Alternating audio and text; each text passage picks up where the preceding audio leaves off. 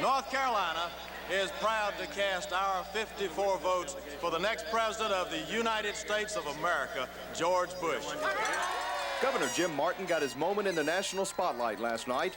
As an honorary delegate, he was chosen to announce the North Carolina vote. But Jim Martin's been here before, at a time when he never even dreamed of being governor. It was 1968, and a young Jim Martin was a Mecklenburg County commissioner and a Republican delegate. The mild-mannered college professor was fairly new to politics and found himself in the middle of a divided delegation.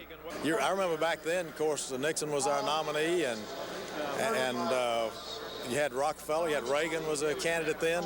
In 1968, the honor of reading North Carolina's roll call vote went to another familiar face.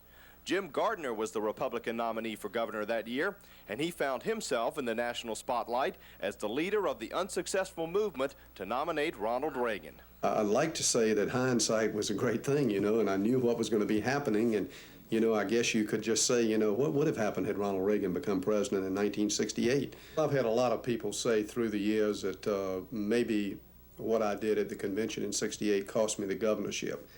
I never have really agreed with that. 20 years later, Gardner is back in politics as Jim Martin's running mate. While both men say they never expected things to work out that way, Gardner says he was impressed with Jim Martin even then. I remember coming away thinking two things, and you got to remember then I was young, but how young he was and how extremely bright he was, and I just kind of put up there in my head that this fellow's going somewhere. So take a good look at some of these faces on the convention floor. There could be a future governor in the crowd. Graham Wilson, WBTV News, at the Republican National Convention, New Orleans.